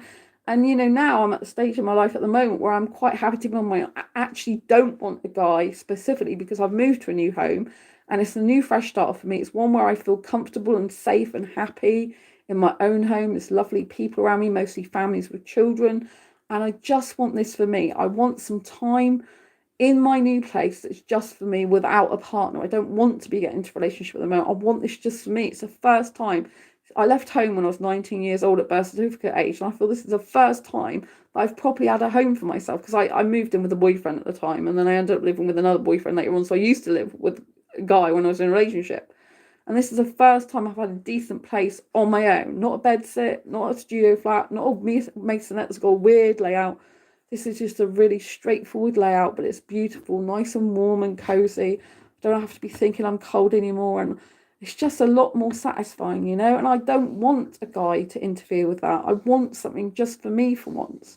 So actually, that's my mindset at the moment. My mindset isn't anymore finding a relationship. My mindset is I don't want a guy to ruin what I've got now, because it's very challenging at the moment for me. But once I'm over a lot of these challenges, I'll always be challenged in life, but once I'm through a lot of these current challenges, which are not very acceptable challenges, but I have to accept them because that's the way they are, you know, no hot water's not good. But I have already luckily got a dishwasher, you know, mini dishwasher. I've never had a dishwasher before in my life, so I've treated myself to that, and that's important. When you're coming across a lot of stresses, you have to treat yourself with tender, loving care and make sure you're getting what I call aids to help yourself in life. So I got a robotic hoover, so I don't have to get down and hoover all the time on my own. You know, I've got the Hoover Raj, I've named him, that helps me a lot. I've got the mini dishwasher, that means I don't have like dirty dishes or dirty cutlery piling up in my bowl anymore. You might think, well, why are you doing that in the first place? Because I have fibromyalgia and it causes me a lot of pain usually to do housework. However, I have been doing physio exercises since the beginning of May for 2 broken bones on my spine, and the physio this week just released me. She said the strength you've got now basically means having done physio for since May, so we're talking over 6 months, it means that, you know, you're strong enough now to not need to see me. But she said I can still go back to her if I've got any more problems next year, when all the chaos has settled down with me moving, because at the moment I've been doing so much physical activity every single day, and I'm having to do weights again now. I'm having to do a lot of physical exercises, and I feel like I have to do exercise all the time just to make sure my body doesn't hurt, but exercise causes it to hurt as well. So it's kind of really hard, but I'm a lot stronger. I can lift a lot more than before I even broke my bones. So, you know what I mean? I've worked so damn hard. I've done exercises that were very painful for me to do because I knew that in the end, it will make me stronger and better and more independent again. Because my best friend used to do a lot for me because I had fibromyalgia before, and I've still got fibromyalgia, but I'm very much more stronger than now because of all the training I've basically doing with all the exercises. So that's a really good piece of news before Christmas. I don't have to see the physiotherapist ever again, hopefully, for this back injury. Or if I do, it won't be a necessity to see her regularly. It'll be just as and when if I've got any problems. But obviously, if I do need to go back to it, it's fine, because I did break 2 bones in my spine, which is a lot, and it can take up to 2 years to get full movement back in my spine again. But it looks like I've probably got full movement back already now after over 6 months of physio, which is an amazing achievement. So one of the things you have to do when you're going through stress is self-praise. You need to give yourself some time out as much as possible. Go for a walk if you can fit it in. Just a little walk will be good, or go and do some shopping if shopping chills you out. Shopping chills me out, actually, a lot of the time. I don't find it stressful. I find it chilling. I did late night shopping for Christmas tonight. There's not that many people in the shop anyway, and I found it therapeutic, because I like getting presents, and I haven't had much time to dedicate to getting presents for Christmas for people, like allocated time. So that was really good. I only went for just over an hour. I think it was an hour and 20 minutes. By the time I got out there, it was about an hour. But doing that, and then like making sure you try and have a bit of time to relax, a bit of time to reward yourself by taking yourself out for a meal or to the cinema or something. So you have some rewards for saying how well you're doing when you accomplish things. So when I've accomplished things at home, like I've done when I did in the past, like a whole room here, and I finished it, like, oh, go out and celebrate with a meal for yourself now. Finish the kitchen, go out and celebrate with a meal for yourself, And when you finish tasks and you've achieved something, it's good to celebrate a little bit, acknowledge it. Like, even if it's just getting your favorite foods, they're a little bit more expensive than normal or out of the ordinary, or they're treats and stuff. It's good to do this because you're recognizing your own advances in what you're doing. You're recognizing that you've come so far, and you've done your best, and you succeeded and triumphed over that challenge. And it's important to recognize that and praise yourself. We don't give ourselves enough praise. Often we praise other people and not praise ourselves enough. So it's important to praise ourselves and to really give ourselves a bit of dedicated time to saying, hey, you did a great job. You did a great job. Sometimes I have to go off social media. Lately, I haven't been off social media because I had to have my phone on a lot for if workmen call or someone calls to do with the fact I've moved, But usually I'll have X amount of time off my phone so that I'll be able to focus on other things, because if I've got my phone on all the time, I've constantly got notifications going off. Although I don't always get notified of everything when I should be, but I end up getting notifications when they've already been notified, and I get them again repeated. It's like a bit annoying, really. Sometimes it's like, oh, I had that notification yesterday, I've already dealt with that, but it doesn't wipe it off when I deal with it. And other ones I don't get through. Like some Instagram I didn't get, and some Facebook Messenger I haven't got lately either as well. So I have to go into the apps to actually see them. But I have to have time out as well, because I can't do everything. I've got workmen again coming to hopefully fix a boiler in the morning. Well, they say they're coming around lunchtime, but if they get a cancellation, they'll come earlier. So that means I have to be up really early, because I don't know when they're going to turn up, which means it disrupts my day. But I can look at that as a day where I can get more done, in the sense that I'm going to get up earlier, so I have more time in the day to achieve these things. But because it makes me more tired and I'm more energy drained, I don't have as much focus and concentration that I need for certain things to get done. So, do you know what I mean? It can be difficult weighing all that up. So I think, praise, time out when you can have it, maybe just do something more relaxing and less pressurizing when you can. I think it's good to bust through difficult tasks, but I think it's also good to give yourself some easy wins. I think this is really important. Do you know what I mean? So, for example, an easy win on dating and relationships would be just approaching someone in a dating app. Like seeing someone you like, clicking like on their profile, they click like back, and then you start the conversation saying, hey, how are you? And say something in their profile, like, I noticed you're into scuba diving. I love scuba diving too. Like, how long have you been interested in that for? Or, I love that photograph. It's taken on the beach. Like, which beach was that? You know what I mean? This type of thing, right? This can help you improve your social interaction skills when you're approaching people, help your communication skills, and it's just getting you out of your comfort zone. That would be a win. Do you know what I mean? Just doing that when you're thinking, oh my God, I don't want to talk to anyone. I've learned to accept rejection now. I don't care if I get rejected on dating apps, actually, because I've got an anxious attachment style. It often made me feel better. I'm like, oh, good, reject me, then it means I don't have the anxiety of a relationship. Now I'm just a lot more happier being on my own at the moment. I don't want a relationship at all. The reason I say that as well is because I noticed that a lot of the time when we're coached in the Love Life Club, Matthew talks a lot about attraction, and often the people we're highly attracted to are the people that know good for us, because we're attracted to them on a visceral level, like, for example, aesthetically, and we might think they're so good looking. And because we're so attracted to them, we want to be in their life, we tend to like not get our own needs met, or we tend to not put our own boundaries in place. And so therefore we end up with people who are not compatible with us. So now I ask myself all the time, like, is this just aesthetic attraction, Sandra? Like, is this guy any good for you in terms of his personality? And often I am just attracted to guys based on their looks a lot of the time. You know, like Indian, for example. I know I'm attracted to Indian guys so much, but I have to hold myself back now, thinking, okay, you have aesthetic attraction for them. You want to kiss them, but what does that mean? Are they going to be a good, kind person to you? Probably not. From your past experience, are you going to find out about their personality even if you kiss them? No, you're not. And like, are any of these guys going to be compatible with you? Probably the majority not. Maybe there's going to be one. I don't believe there's no one suitable. I do believe there's an Indian guy in the UK who's asexual, who likes an older girl, or a heterosexual guy that likes an older girl that's Indian, and he could be with an asexual girl. I do actually think that exists, because I believe everything exists in kind of pairs. So I believe if you are a certain way, there'll be someone out there that's looking for the qualities you have in your personality, in your looks, in your whole energy. I do, if you want to find someone, you know, I believe there is someone out there for everyone who wants it. And I believe there's someone. I believe there are Indian guys that like older women. I mean, I have been told by Indian guys, actually, there are some people that are married to older women, like 13 years older than them, some Indian guys, you know, in their country, but I don't want to get married, you know. So a lot of the way I am is very different to Indian culture, even though I like Indian guys a lot. So I've had to like separate, thinking, all right, you get really attracted to these guys, but are they going to be suitable for a relationship? Probably not, because they're not going to have the type of personality you want a lot of the time. And so therefore it's better not to get involved with these guys at the moment, you know, or at all. You know, you can't what's the point in getting involved in the guys that are wrong? But you don't know if the guy's wrong unless you start talking. But actually at the moment I haven't got any Indian guys I'm specifically talking to.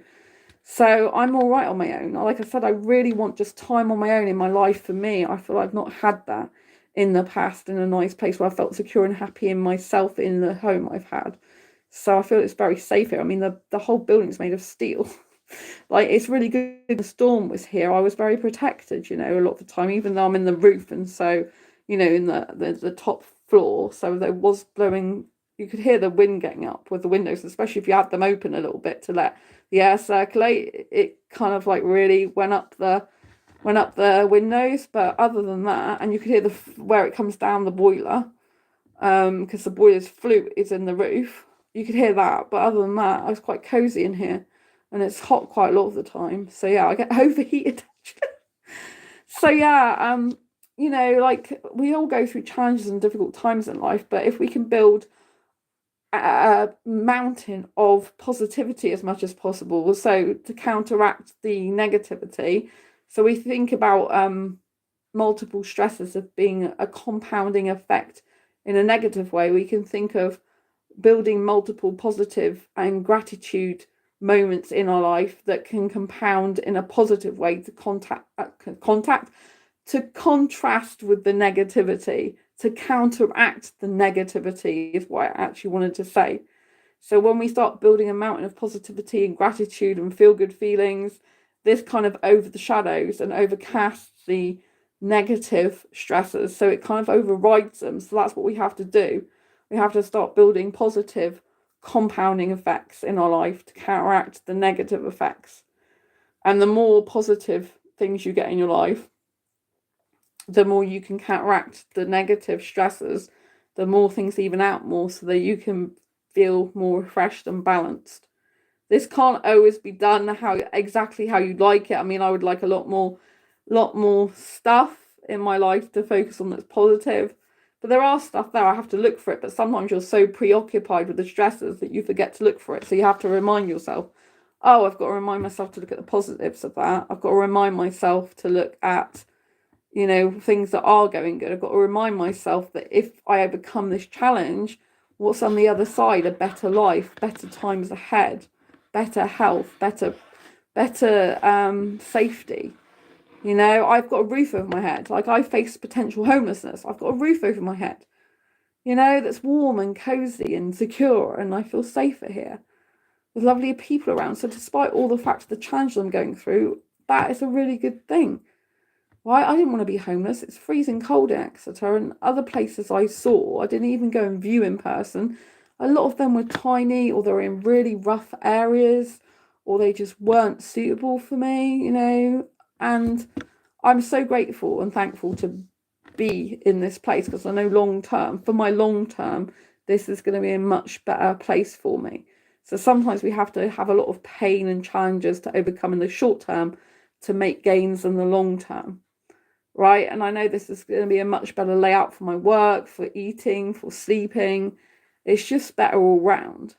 But with all the obstacles that's happened that I call challenges, it's been a lot more difficult than I thought it was going to be, and it has been very stressful because it's constant. Like I solve one problem and then another pops up. I solve another problem, or I have one problem and the next day I have another on top of that, and the next day another on top of that. So we have to sometimes work out when we can take time out for ourselves. And so on this channel, I'm not streaming every single day because I have to have some time out for me. Sometimes I'm so exhausted from everything else I've got to do that I can't be on this channel as much as I like to. I've still got my asexual groups I need to catch up with, my blog posts I need to catch up with, newsletters I need to catch up with. But you have to prioritize things in terms of urgency and in terms of things that's going on right now in your life. And obviously, if you've got no hot water, then you have to do other things in your home to be able to facilitate, getting things washed when you don't have hot water from the taps, for example. If you've got, if you're without storage in your home, you then got to take steps every day to get as much sorted to get more storage. You know what I mean? And you've got to do things. And so sometimes you have to put other things aside to get on. Like I have had to not be writing like I usually do. And I really want to get back to writing, but I'm like, I can't, if my mind is chaotic because there's too much chaos in my home environment, then I can't focus on writing. At the moment, I've got so much other stuff that kind of needs to be seen to right now. And when you've got workmen coming in and out and stuff, and nothing's ever sorted, then you kind of have to deal with that a lot, So I think it's good to pace yourself. It's good to, I say pace yourself, but it's also good to when you've got the energy, to just bulldoze through the tasks that need to be done, or the challenges that need to be done, bulldoze through them as much as possible, but have some easy wins. So, for example, moving home, an easy win would be emptying a box, right? There's this box, it's in my way, I empty it, clean the stuff in it, put it away. That's a win, right?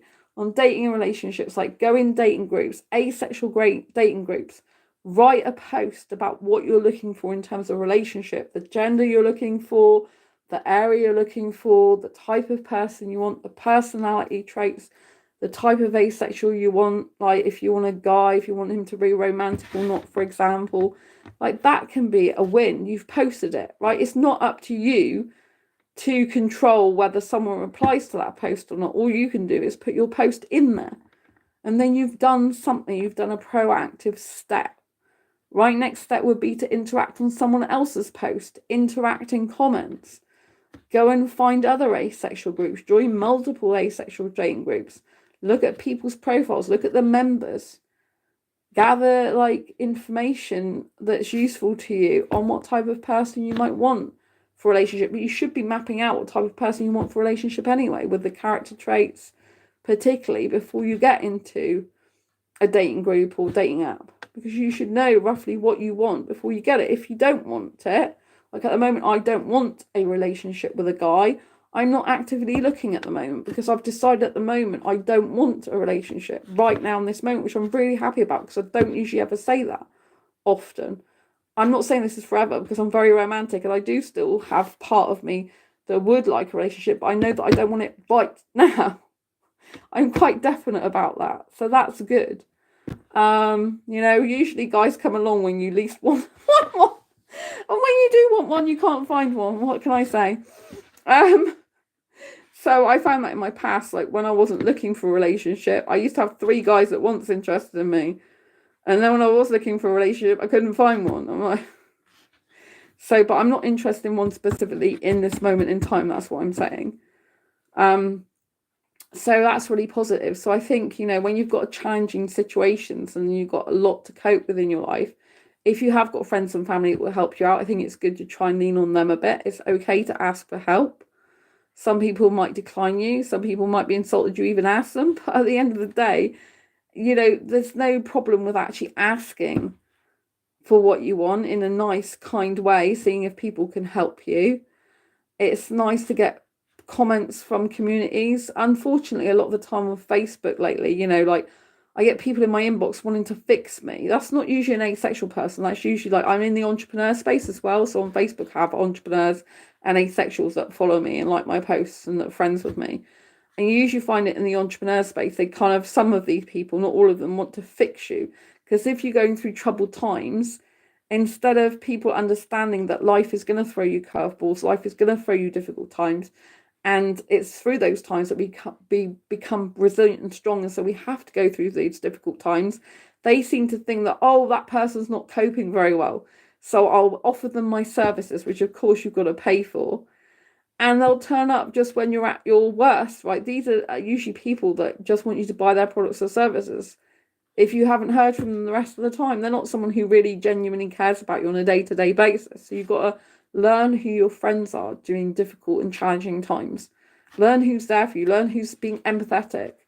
Learn who's just saying that I'm really sorry you're going through these difficult times right now. If there's anything I can do to help, let me know. Or just simply say, I'm sorry you're having to deal with this right now.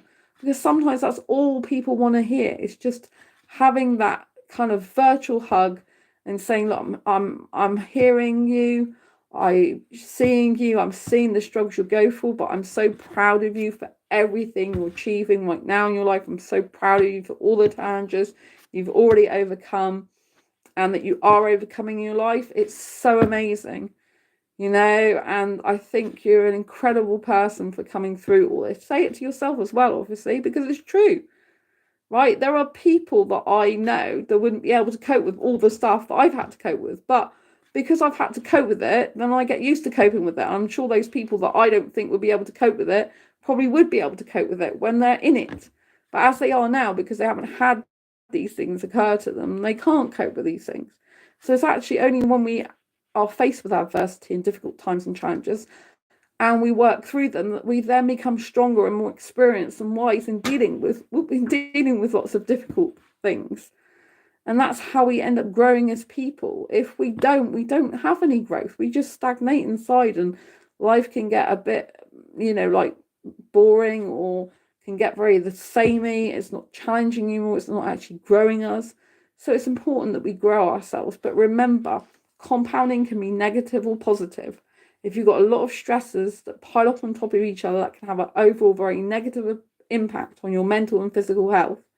But if you compound positive things, positive self-talk, positive affirmations, listen to positive music, watch positive movies, or even if you watch TV, try and find positive things to watch on it.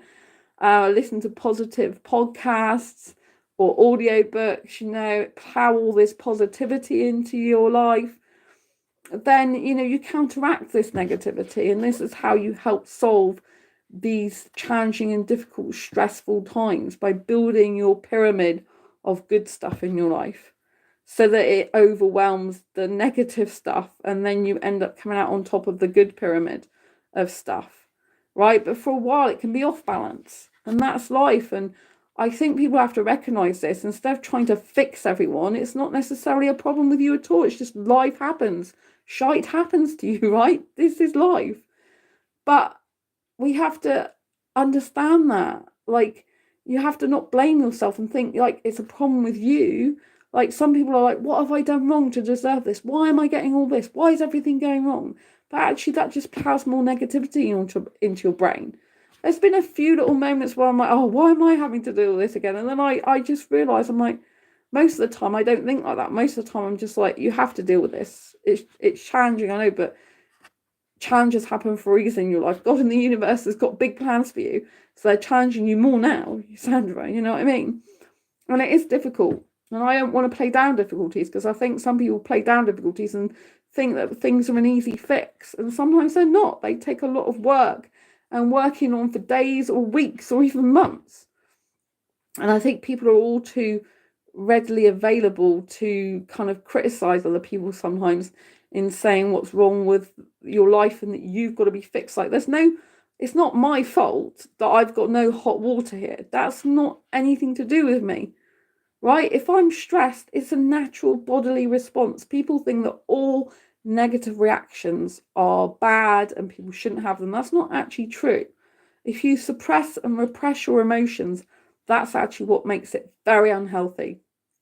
That's what makes you have stored trauma in your body, and it actually compounds over time and your physical health goes downhill, right? Same with your mental health when you've got a lot of mental stressors, right? So we've got to understand that stress is a normal part of life, but we can become too overwhelmed when we've got too many stressors at once. But that doesn't mean to say that the person who's having a lot of stress right now in that life needs to be fixed because there's something fundamentally wrong with them or it's their fault. They can just have a succession of things happen to them. My landlord was selling the place at the previous place. Out of the blue, he said he was going to sell, and well, he's likely to, well, he didn't tell me he was selling, it was a letting agency, but he's likely to be giving notice next month, you know.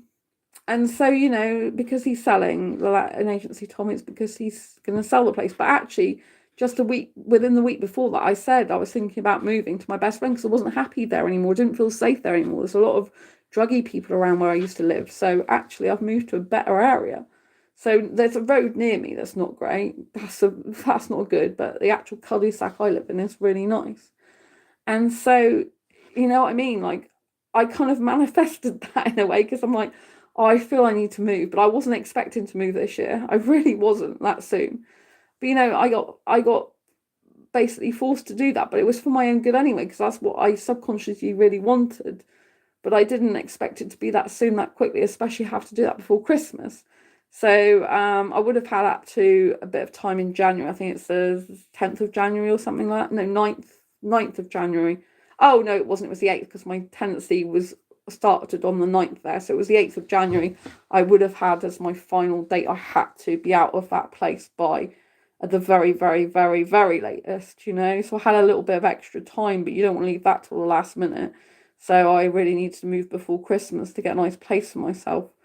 So I didn't have to worry about that come January, because obviously the letting agencies are usually shut over January, they shut over Christmas, so you can't really get much done and find places then, and you have to go through background checks, so that can take a few days sometimes and stuff like that, and to get references, so you don't want to be leaving it till the last few weeks, because then you can end up not getting a place, and you have to get the place that you see that's the nicest. It took me a month to get this place pretty much. Well, I saw it on the 27th. I was the only person who viewed this place, and I got it signed. Well, I got a contract signed on the 15th of October for the 27th of October, I think it was.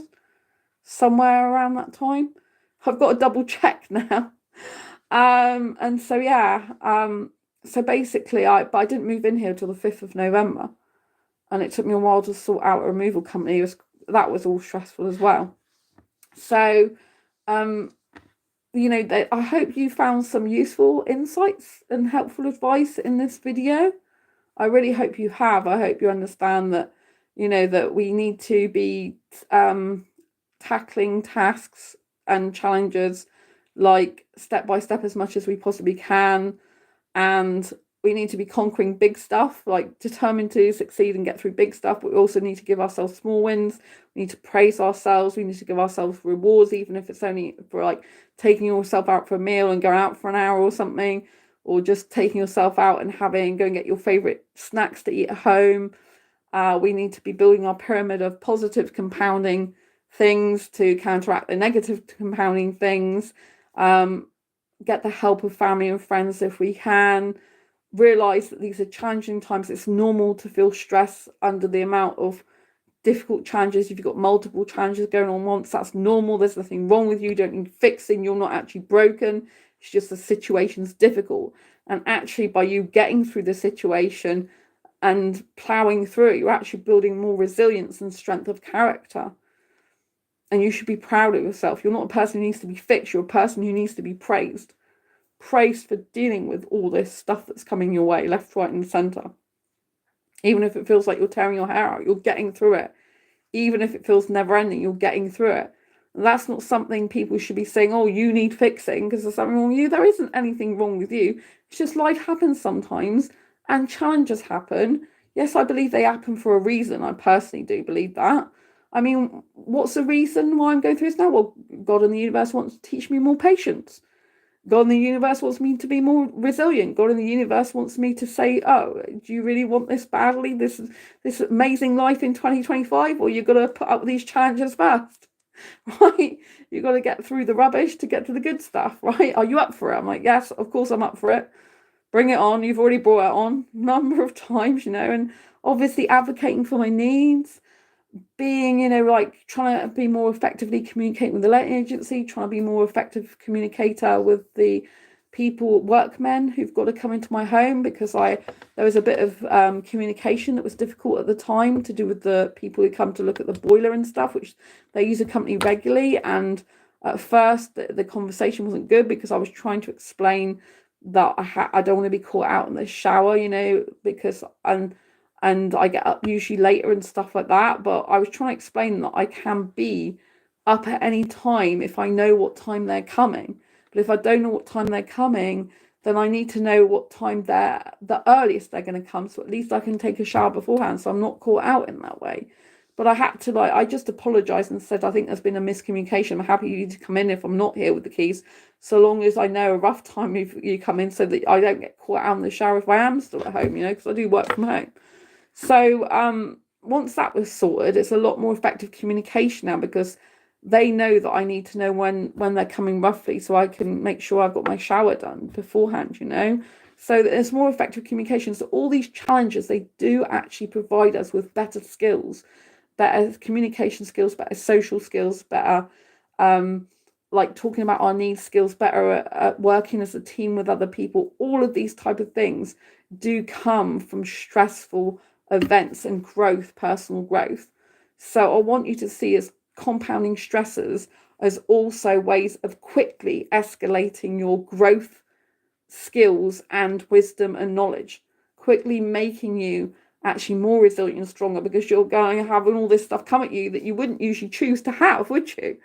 But you've got to deal with it in the moment. You might be like not feeling prepared, but you've got to deal with it. So by busting through it and getting through it, you're actually upskilling yourself and your life in multiple ways really quickly all at once, which can be very overwhelming.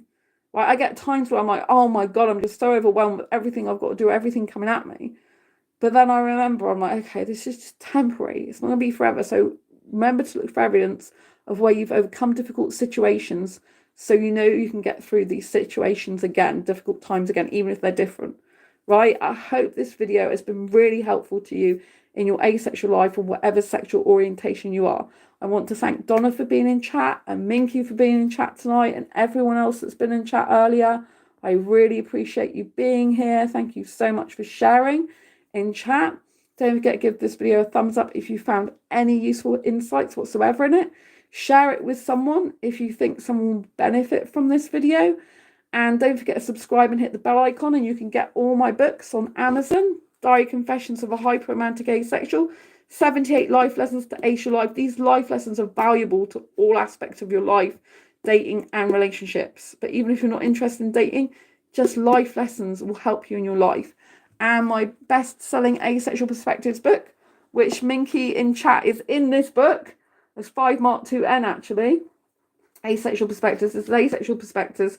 47 different asexual stories on love, life, and sex, a celebration of asexual diversity. This is real life stories. This is not made up fiction. This is actual non-fiction book, right? And then I do have a superhero autobiographical book called Fibromyalgia Self-Help Handbook that teaches you how to manage fibromyalgia. And also, even if you don't have fibromyalgia, it teaches you how to manage pain in multiple aspects of your life, up to 25, to reduce your pain in life overall. This is emotional pain as well as physical pain and mental pain as well. So it's a really good book. And yeah, thank you for tuning in. Don't forget to get a copy of these books on Amazon. Get yourself a nice Christmas present or presents for a friend. And I'll see you soon in the next video live stream. Thank you, Minky, for saying thanks for the stream. I appreciate it. Thanks, Donna. Thanks, everyone else. Lots of love. I'm off to get some rest now before my boiler hopefully is finally sorted later on today now, because we've gone after midnight. Lots of love. Take care. Stay ace. And I'll see you soon on the next video or live stream. Bye.